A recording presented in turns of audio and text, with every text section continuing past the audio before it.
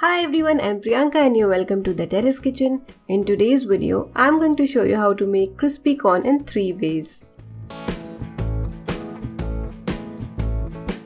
Here I've got 2 cups sweet corn. I'm using frozen. If the corn that you're using are very watery, you can pat dry them with a cotton cloth.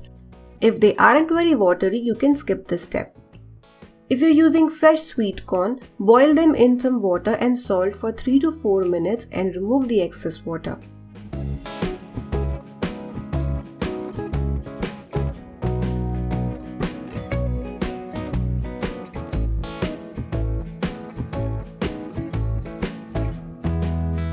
To the sweet corn, add 1/4 cup all-purpose flour, that is Maida, and 1/4 cup cornstarch, some salt.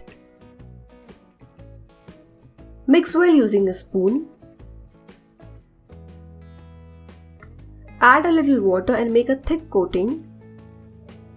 Start with a little water at a time so that you do not end up adding a lot of water, because that's not what we want. The batter or the coating should be thick enough to coat each corn.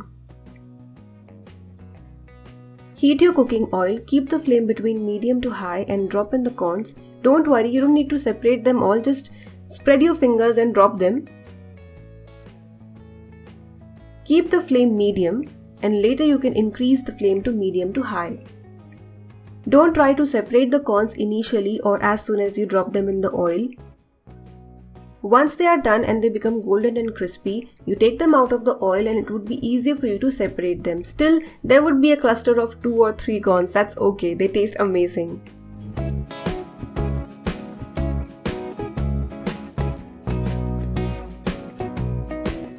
While frying, if the corn starts to explode or the oil starts to splatter, you can take a lid and protect yourself. But do not cover your entire pan with a lid.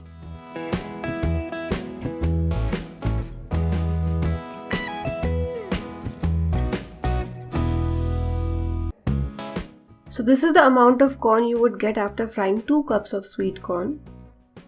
So these are crispy and crunchy on the outside and soft inside and very delicious. Divide the fried corns into 3 equal portions. So here I've got the first portion. Since it already has salt in it, I'm only adding 1/4 teaspoon crushed black pepper. You can taste and if required you can add a little salt. But first taste and add salt. Toss well. And our first flavor, that is kali mirch or black pepper crispy corn, is ready. Take the second portion. Add around 1 to 2 teaspoon cheese powder. Cheese powder is very easily available online. Toss and mix well.